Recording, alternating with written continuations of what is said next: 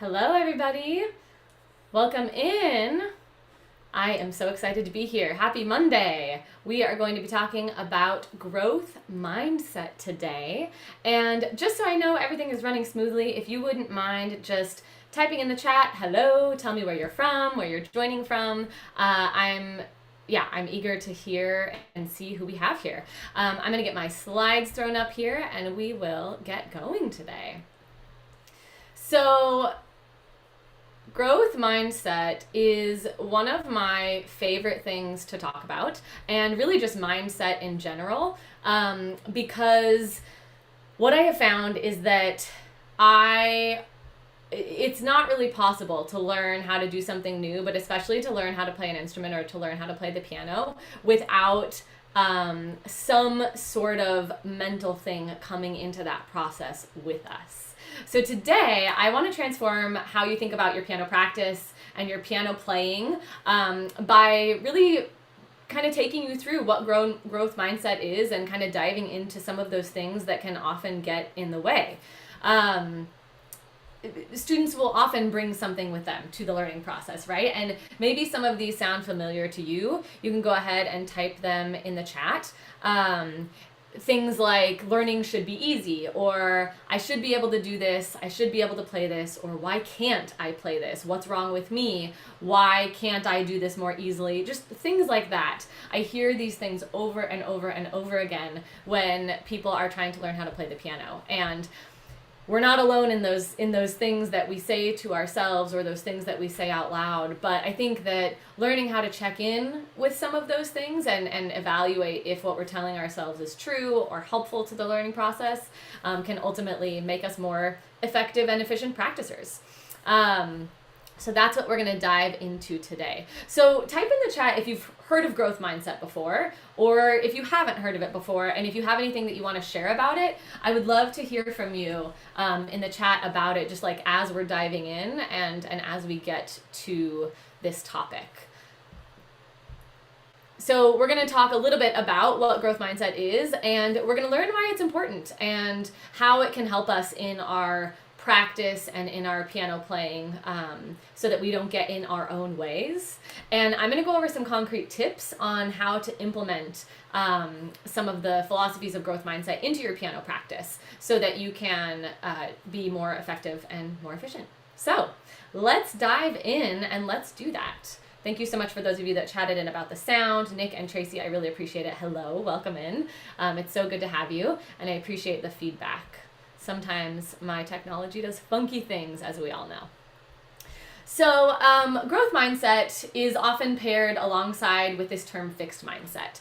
And I'm going to be loosely talking about growth mindset today because from an education standpoint, I'm aware of growth mindset and I've studied it a little bit, but my expertise is piano and teaching people how to play the piano and teaching people how to practice and teaching people how to get the most out of that process. And so we're not going to go, really into like scholarly articles about what growth mindset is. We're just going to talk about how it applies to piano. And at its most basic sense, growth mindset is a belief that skills can be acquired through effort and study. Okay? And so you have kind of a general understanding that if you put in effort and if you put in practice, growth will happen. And that's a pretty large and ambiguous definition, but that's more or less what growth mindset is. A fixed mindset is a belief that abilities are innate. So you either have something or you don't. And a really applicable example of this that I've heard before is this idea of talent. And I know there's a lot of debates around the topic of talent, of if talent is real, especially when it comes to learning how to play the piano. Like, are certain people more talented? Are people good at the piano because they have a talent? I know I have heard that I am talented before, and sometimes it rubs me the wrong way a little bit just because it's a lot of work. We all know that. Every single person that's here knows that, if you've tried to learn how to play the piano, it's not, even if there are things that come easily to you, it's not an easy thing to do. You have to put in a fair number of hours and a large amount of effort. And so that fixed mindset of believing that something is either innate, someone either has the ability to do something or not, can really, really, really get in the way when we're trying to learn something. Growth mindset is really important in how people deal with challenges. And so because piano practice can be so challenging, it's really important for us to try to keep a growth mindset or try to keep an open mind. It allows us to appreciate the process of learning and the process of practicing. And sometimes when I talk about growth mindset with people that are learning, people misinterpret it as like a toxic positivity thing, and that's not what growth mindset is. It's not saying that everything is sunny and beautiful all the time, or that there's not challenges or there's not struggles. It's just recognizing that even in all of those challenges, even in all of those struggles, growth is possible.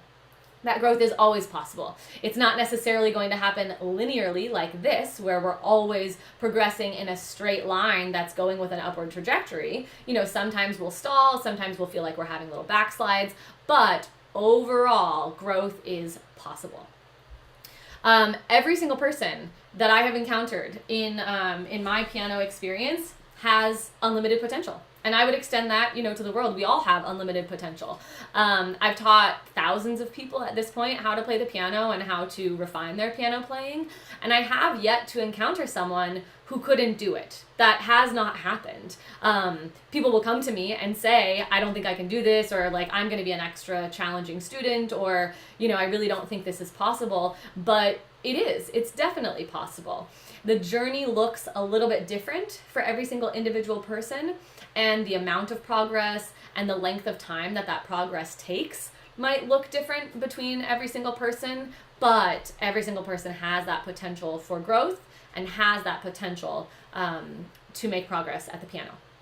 So we all have growth mindset and fixed mindset, and probably all of the gray areas in between. It's not like certain people have growth mindset or fixed mindset and we're stuck in that way of thinking. It's also not like once you know what growth mindset is, you're going to be able to always sit in the space of growth mindset, because that's just not how the human brain works. So we both have each of these mindsets at certain times, and we're going to oscillate between the two, but being aware of growth mindset and having some actual strategies to implement growth mindset into your practice can help you maybe occupy that growth mindset space more often than not, which is what I would want for all of you. We don't always have to be there, but it is very, very, very helpful in the learning process. So let's dig in. Now, as we go along, as always, if you have questions or if you have anything to add or anything to share, please go ahead and type in the chat. I love hearing from all of you. I love getting to know you, love seeing your names there. It's really fun. So everyone experiences struggles, right? We all have difficulties when we are practicing the piano, when we're learning how to play the piano. It doesn't matter what stage of the learning process you are at. There will be struggles. And nothing is wrong with you, right? Nothing is wrong with me. Nothing is wrong with any of us. It's actually just a part of the process. In order to learn anything, we're going to hit those roadblocks. We're going to hit those challenges. And really, if we zoom out and we look at the entire learning process, those roadblocks and challenges that come up are actually the points where we have the potential for the most amount of learning. And so those struggles and those roadblocks are actually really, really, really important in the learning process.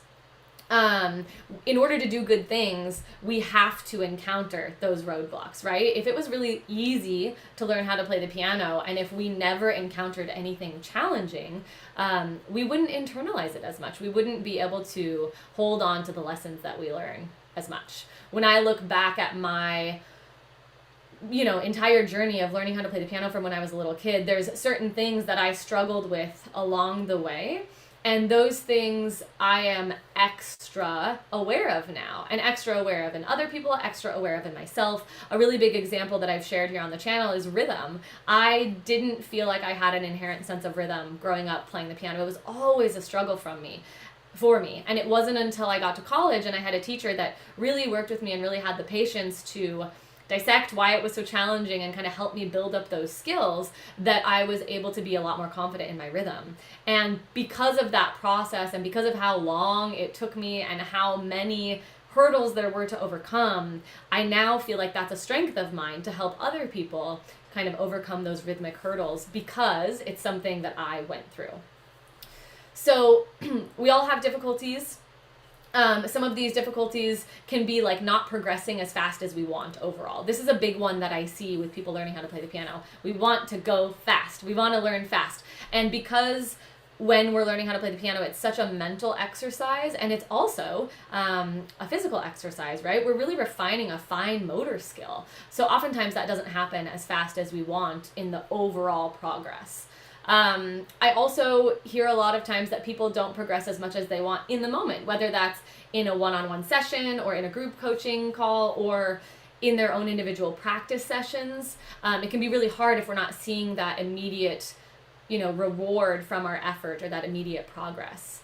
Some difficulties often that come up are that like things just don't sound how we want them to, and sometimes that's because we're not quite sure how to get them to sound how we want them to, or that we keep making mistakes. In our piano practice, we're really trying and we're putting in the time, but we just keep making those same mistakes. And these are not things that any one person is struggling with individually. These are things that I have seen all students struggle with at some point or another. And I'm now at the point where when I work with people, I'm not encountering very many new problems, which sounds a little bit bad, but I think it's just because, it's a universal human experience. The process of learning and the roadblocks that we hit are very human. So you're not alone in this. That's one thing to remember in keeping a growth mindset, is that it's not you, right? This is not your struggle. If you are struggling with certain things in your piano practice, it's not because inherently there is something wrong with you. It's 100% because it's a difficult thing to learn how to do, and it's a thing that all people are going to struggle with. When we are experiencing those challenges, or when we're stumbling or we're kind of fumbling through our practice or through performances, if we can keep an open mind and use those experiences that could be very difficult as an opportunity to get better, or an opportunity for progress, or an opportunity for change, or for growth and learning, that is kind of how we keep that growth mindset. So I'm not telling you to ignore the frustrated feelings or some of those negative feelings that might come up if you're making a lot of mistakes. It's natural to feel frustrated. It's natural to maybe get a little bit angry or feel like you're not progressing. We can acknowledge all of that, and we can use that experience of difficulty as a catalyst for change or a catalyst for growth. One of the things that happens frequently in lessons and in working with people learning how to play the piano is that we get stuck on our mistakes. And I do this too, in life and in music. If we make a mistake, sometimes it can be really hard to move past just the being hard on ourselves, the idea, that we made the mistake, and that feels really big. And so I like to share with people that I'm working with that we have to remain open to learning. And in order to be open to learning, we have to be open to acknowledging that the mistake is okay, that it's okay to make that mistake, and we're going to use that as a jumping off point for the inevitable learning that will happen if we stick to it. So I'm curious to know if you would be willing to share in the chat, what are some of the roadblocks that come up for you? These could be things in your practice like, I really struggle with, playing left-hand fast passages or rhythm, or with playing musically. They could be concrete things like that. Or I'm curious if any of you are comfortable to share anything that might be one of those more mental roadblocks that comes up. Like maybe you get really hard on yourself if you hit wrong notes, or maybe you are really hard on yourself if you can't progress after playing something 2 times, or if you can't sight read something perfectly on the first try through, or something like that. If you want to share in the chat, I would love to hear from you. I know for me, one of the things that comes up is just mistakes can be difficult. Like if I do something more than 2 or 3 times in a row in not the way I intended to, so incorrectly, then my little mental chatter starts to come on of why can't you do this? What's wrong with you? You know what I mean? That kind of negative talk, which is not helpful. What is helpful is if I make more than 2 mistakes in a row, to use that as a little red flag to stop and put a pin in that and reevaluate what I'm doing in my practice so that I don't continue on that path.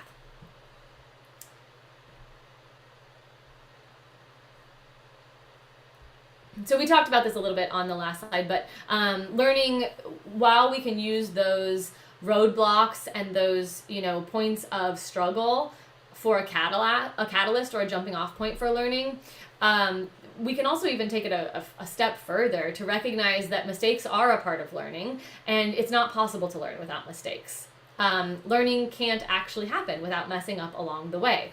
And keeping that in mind can be incredibly helpful for fostering a growth mindset, just because, again, it's not about us. We are not the only ones making those mistakes.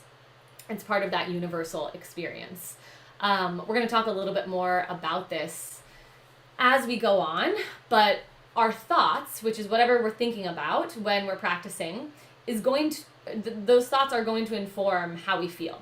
And our feelings are definitely going to impact our actions or what we do during our piano practice. So if I'm telling myself that, oh my gosh, I suck at this, I can't play anything correctly, I'm not playing how I want to play, that's probably going to make me feel sad and disappointed in myself and maybe frustrated and maybe angry, at which point I'm most likely going to tense up and I'm going to start to maybe have my heart rate go a little bit faster, and I might have shallow breathing. And that is absolutely going to affect how I approach my practice, how I structure things, and how I, drill different sections and things like that. So whatever we're thinking is going to inform how we're feeling, which is going to inform how we act. And that's a really, really, really important thing to keep in mind. Someone says, I do more composing than sight reading. My biggest issue is I enjoy noodling too much when you should be practicing. I'm so glad you shared that, Nick. That's going to come up, actually. Yes, noodling is very fun, and actually can be a good part of practicing. So when we want to foster a growth mindset in our piano practice, we need to set realistic goals. That's kind of our first step. Without goals, our piano practice is usually chaos. And I talk a lot about this when I talk about time management, which I did a boot camp on time management, and I believe I linked that in the description below. And then I have several videos that are about time management in piano practice. But we can think of our goals from many different angles. But here, in relation to mindset, we basically just want to make sure that we have goals. And we want to have overarching goals. So what is my goal with music long term? Do I just want music to be a part of my life forever? Am I trying to audition for music school? Am I trying to become a piano teacher? What is my overarching goal or my long-term goal? And then how does that break down into smaller goals? So maybe in the next 6 months, I need to learn how to play 2 contrasting pieces. Or if I just want to be a lifelong music player, then maybe in the next year, I want to tackle one of my favorite pieces that's been on my list for a really long time. We can have those still long-term goals, but shorter than lifelong. And then once we have those goals, we can break it down into months and weeks and days and specific practice sessions. And so having those goals is very, very important, because when we don't have goals, it's very easy to get into this mindset of we don't see progress, right? Because without having those little markers that we can check in with, it's really difficult to see progress or to acknowledge progress is more often what I see, actually. People are always progressing, but it's harder to acknowledge the progress if we don't have those little goalposts to check in with. It also makes for really disorganized practice if we don't have goals, especially on the daily and weekly and monthly basis. We need those goals so that we know how to structure our practice and how to be effective and how to be efficient. And if questions come up about goals, if we have time at the end, I can address this more. And also you can check out that time management boot camp that I did, because I talk a lot about how to exactly go through what your overall goal is, what you're working on, and how to make those specific goals on a day-to-day basis. And that's something that I also do in Casual to Confident Piano Player program with people specifically, as we go through, your individual repertoire, and we look at what you want to do, and I help you come up with those specific goals and those specific practice ideas. So this is a big one. Embracing the word yet and discarding the word should is for sure going to help you keep a growth mindset. I have 100% banned the word should in my studio, and my students will now kind of catch themselves saying should, and we can laugh about it, but it's pretty incredible what comes out of our minds and our mouths when we use the word should, because often if we are saying should, it's something that comes after it that either is ambiguous and doesn't give us that concrete goal, or it's a thought that is pretty negative and not necessarily true. So should is a great word when you hear yourself telling yourself that you should be doing something. It's a great word to use as a little flag, like a little stop sign, to check in with yourself about what it is you're really thinking. When I'm practicing, and it goes for should or shouldn't. So when I'm practicing, oftentimes I'll be like, oh, I shouldn't be making mistakes. And for me, that's my first little stop sign to say, okay, what could I be doing? If I shouldn't be making mistakes, that means I probably need to break this down more if I'm making mistakes, right? And so instead of going down this tangential path of like, oh, I shouldn't be making mistakes, why am I making mistakes? This is sounding awful. Why can't I do this? Da, da, da, da, da, da, and kind of like going down that path of the should path, I can stop it right there and I can say, I shouldn't be making mistakes. Okay, wait a second. What could I be doing? What do I want to be doing in my piano practice? What is my goal here? And I can bring it back to that growth mindset of how can I learn from this and how can I make progress instead of just going down this path of should. The word yet is really important. So oftentimes when I hear students say like, I just can't do this yet. I just can't play this piece yet. I just can't get this part down yet. I just am a bad sight reader. And then like the part that comes next on that would be like, and I am not feeling confident at it yet. Because we always do have that potential to grow. Nick, shoulda, woulda, coulda. Yeah, exactly, right? So just something to keep in mind. I used to have it on my piano, like I had the word should on a Post-it written out with like an X through it. And I've had students do that on their music before or in their piano journals or notebooks.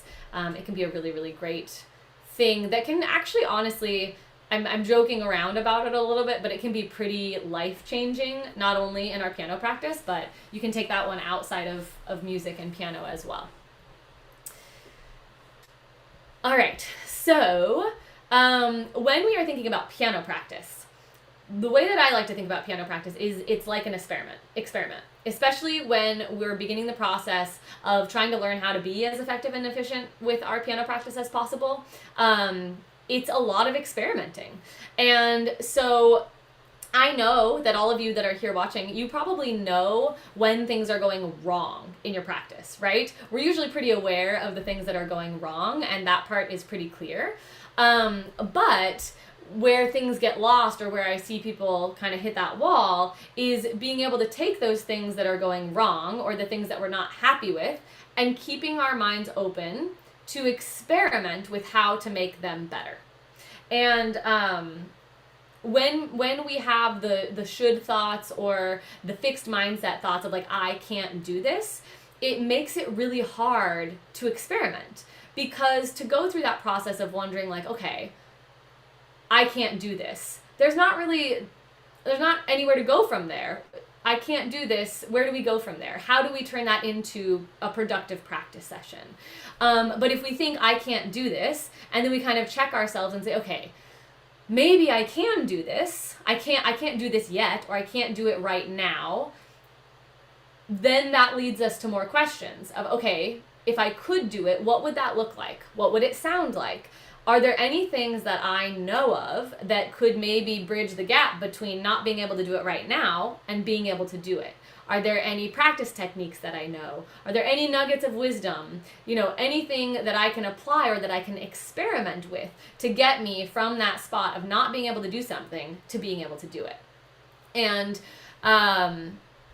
we need that open space in our mind to be able to come up with a couple of hypotheses, and then we need to be able to test those out.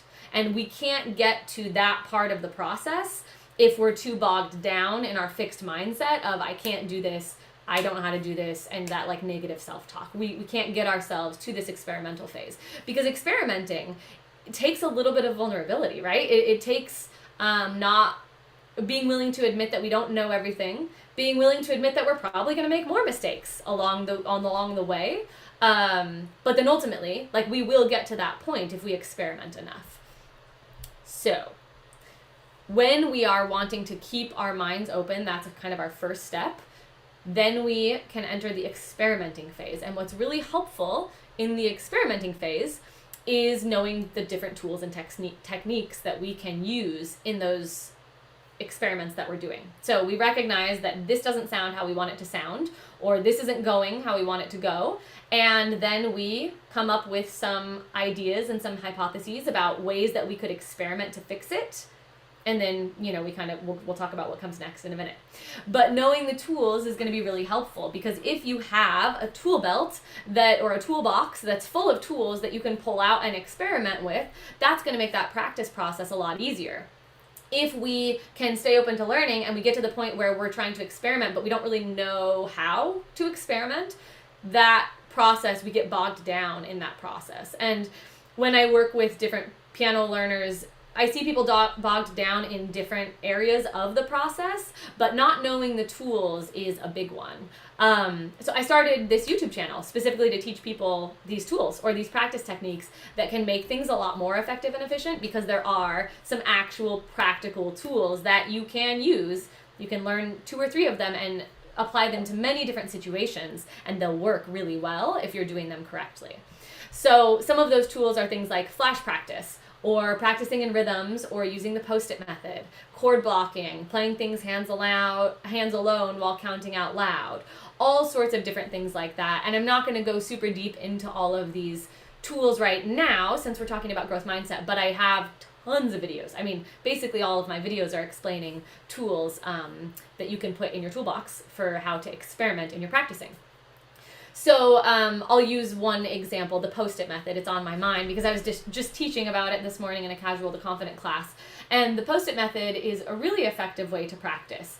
We take a post-it, an actual physical post-it, and it is important to use the physical post-it, otherwise it doesn't work. It could be a piece of paper, or it could be a book. I guess it doesn't have to be a post-it, but you need something physical that you can actually put on the music rack.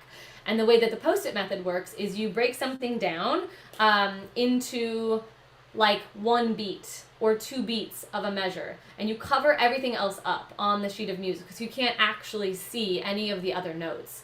And that step is very important, because if you're like me, which I've learned a lot of piano learners are, then you're going to say, oh, I'm going to practice these 2 beats. And if there's not physically something blocking you from seeing the notes that come next, you're just going to keep going and end up playing through the whole piece, and then you kind of lost sight of the goal.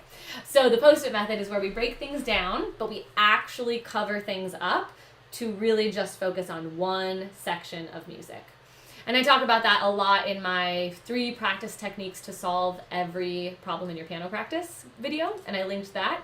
And then I also talk about flash practice and rhythms in that one. And then chord blocking, hands alone, counting out loud, I mentioned those in other videos as well. So get some tools in your tool belt so that when you get to that experimenting phase, you have some things that you can utilize and some things that you can try out that, if you're utilizing them correctly, will work.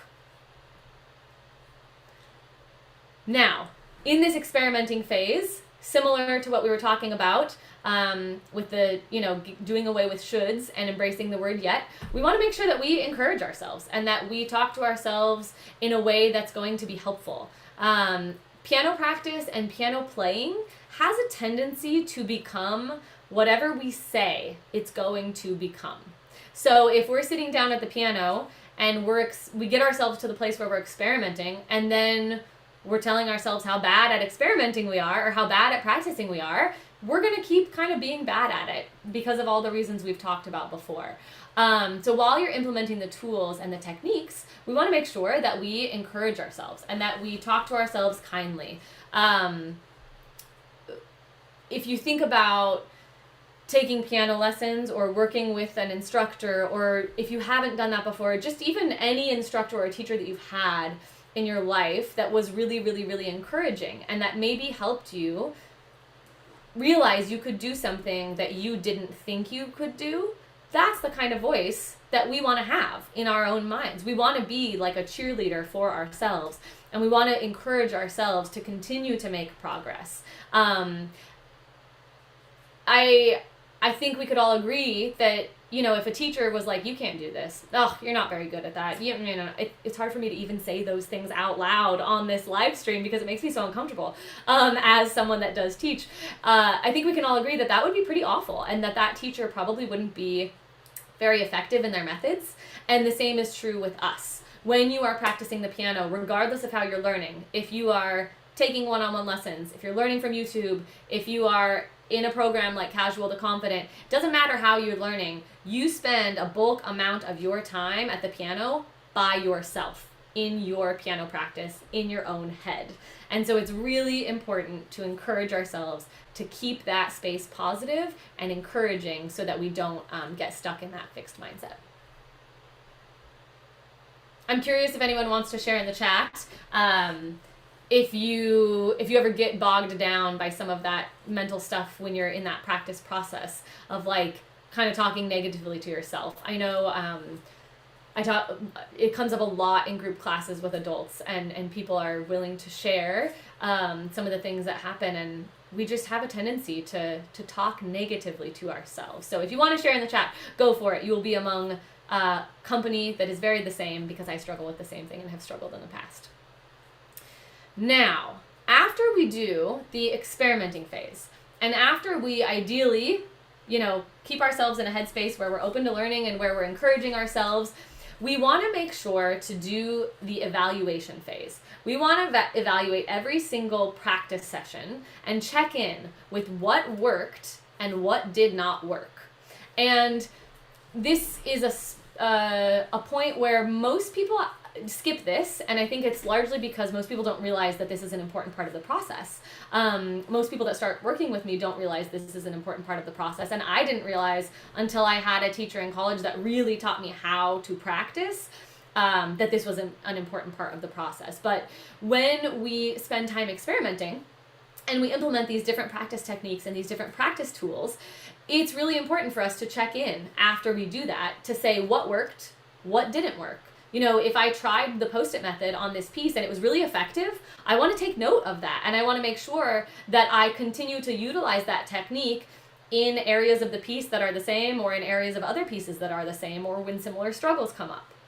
If I implemented another practice technique and it didn't work, that's also something that's valuable to know, because I can ask myself, okay, was it something in the way I was applying the technique? Was I applying the technique correctly? Do I need clarification on how to do that technique? Or was that maybe just not the most appropriate technique for this moment, or for this part of the piece, or for this technical challenge? And this evaluation process, like all of the other parts of the process, have the potential to go in a really negative direction, because as we're evaluating, we need to be open-minded and not make this about ourselves. So if something didn't go well, it's not immediately because we did it wrong. It's not immediately because there's something wrong with us. It's not immediately because of any of the common things that we've talked about. It just means that we need to repeat that experimenting phase. We need to gather some more information and repeat that experimenting phase in a slightly different way, and then evaluate again. And then repeat the experimenting phase in a slightly different way, and then evaluate again. And that essentially, in a broad sense, is what we can spend our entire lives doing in our piano practice. And I know sometimes when I say that piano practice is a lifelong thing, I think some people get a little bit overwhelmed by that. To me, it feels like a letting go, because when we're learning how to play the piano, or when we're improving our skills, there's not a finish line. There's not a finish line, and that can be a little scary, and that can be a little overwhelming, but it can also be freeing, because it rids us of some of those shoulds that we tell ourselves when we know that, yes, you know, there's going to be markers along the way that show progress, or are opportunities for us to see our progress, but it's not going to be a path like this with a straight upward trajectory, and we're not working towards a finish line. There are people that spend their entire lives studying music, their entire lives practicing the piano, and don't reach a goal, or don't reach an end point of knowing it all, right? So we're just going to continue on with that process of experimenting, evaluating, experimenting, evaluating, experimenting, evaluating. And if we stay open to learning and we can keep that growth mindset, then we don't get stuck in different parts of the process as much, and it's much easier to move between those parts of the process.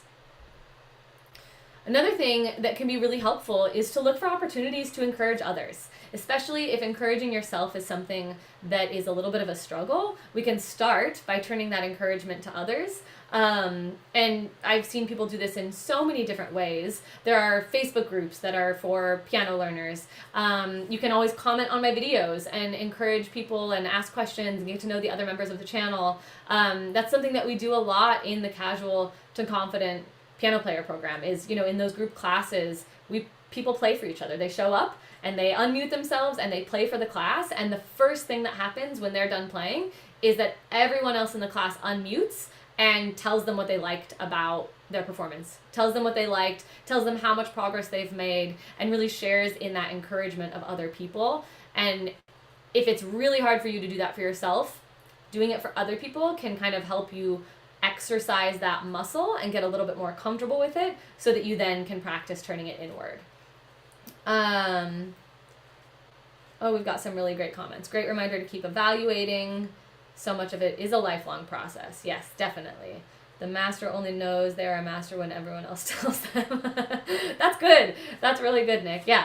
I've found that most teachers that I encounter can agree and acknowledge that, like, part of what makes teaching so magical and wonderful is that you get to do it forever, right? You don't reach a point where you know everything. And I think that makes an effective teacher, to be willing to learn throughout the process. And the same is true with learning how to play the piano. So let's see. I have a couple of other videos that are really applicable to what we're talking about. So one of my favorite books that I read a long time ago and that was kind of life-changing in music and outside of music was called The Gifts of Imperfection by Brene Brown. And I was trying to link it in the description of this video, and I couldn't find it on Amazon. So it was available used on some websites, but I have a video. It's this one right here, Brene Brown, The Gifts of Imperfection Can Help You with Piano. And in that book, she goes through, I can't remember the number off the top of my head, it's like 10 or 12 guideposts of just different things about perfection and about the importance of recognizing that imperfection is much more of a human condition than perfection, and kind of how to implement those things in life. And so in this video, I break down those guideposts and kind of apply them to piano practice directly, and how we can apply those to piano practice. So if you're struggling with keeping an open mind or with like negative self-talk, that's a really, really, really great one to watch. And I think it has a free PDF that goes with it as well. And then same with the 10 affirmations for piano video. In that one, I just go through, I created 10 affirmations based on the most common negative things that I hear people say in their piano lessons, and kind of created affirmations around those, and that also has a free PDF. And then this is the time management bootcamp that I was talking about, where I talked more ambiguously and from a zoomed out point about the process of learning today. But if you want more specific techniques about like how to create a piano practice routine, or how to organize it, how to structure it, how much time to spend on different things, then that boot camp is a really, really great place to start for that, because you'll get clarity on that. Oh, thank you so much, Motif Music Studios. I love that you highlighted the guidepost in your video about the book. Brilliant. Thank you. That was one of my favorite videos to make. I absolutely love that book. Any questions in the chat? Anything anybody wants to share? I know I still have time, so if there are questions, I would love to go over with them. I think that's everything that I had kind of prepared to say, but if you have questions about growth mindset, I'm happy to go over that. If you have questions about anything else, it doesn't have to be on this topic. I'm loving setting aside this time every week to do live streams, because it's a lot of fun, and it's fun to come up with topics, and it's fun to interact with all of you and to hopefully help you in some way. So if there's anything that you feel like you need help with right now, go ahead and type it in the chat and we can go over it. In the meantime, I will tell you a little bit about your homework, which is I want you to practice coming up with some realistic goals. So if you don't have any goals, go ahead and watch that time management bootcamp and start to think about maybe what are some long-term goals, what are some like month-long goals, like 3 to 6 month goals, and then what are some more specific goals on maybe a monthly, weekly, daily, by practice session basis that you can make. I want you to experiment with creating a piano practice routine if you haven't done that already. And keeping what we talked about today about growth mindset in mind when you're creating that piano practice routine. Being open to learning, being open to doing away with the word should, recognizing that you can do anything. Anything is possible. You have the potential to do anything that you want to do in practice as long as you can keep that mindset. And then being willing to experiment, utilize some of the tools, evaluate. Experiment, utilize the tools, evaluate, and being willing to go through that process repeatedly so that you learn more about how to practice and the process of practicing and you as a musician, so that you can continue to be effective and efficient. And then I also do currently have, I know it booked up for a few weeks there, but as of this moment when I'm doing this live stream, I have a couple of time slots in the next couple of weeks for some 15-minute free lessons. So if you have specific things that you want to talk about, that time is for you, for whatever you want. I'll usually send you an email with the link and ask you to tell me what you want to go over on that call, and we get 15 minutes to just, I can hear you play, I can give you tips, I can answer questions that you have, but I have a couple time slots open next week and the week after. So if you're interested in getting some help specific to you, then go ahead and book a call. You can do that on my website, ashleyjyoung.com. Right there where the pink arrows are, there's a book a free 15-minute call option. So if there's no questions, then we can wrap up. And I'm so grateful to all of you for being here and for spending your time with me. I did a post about it, and in case you didn't see, the channel recently reached 2,000 subscribers, which is wild, and I'm super grateful to every single one of you for being here. I started this channel just to help my own students out, and I had no idea that other people would be interested in the content that I was making or that it would help people. So I'm just so grateful for all of you. I'm happy to get to know you. So book a call with me. I'd love to chat with you. I'll see you around. Let me know if you have any questions. If you're joining this later, I'm happy to reply to questions in the comments. Always happy to do that. I hope you enjoy the rest of your Monday and have a great rest of your afternoon or evening, wherever you are. And I will see you next Monday. Make sure to join me for the live stream next week. All right. Happy practice.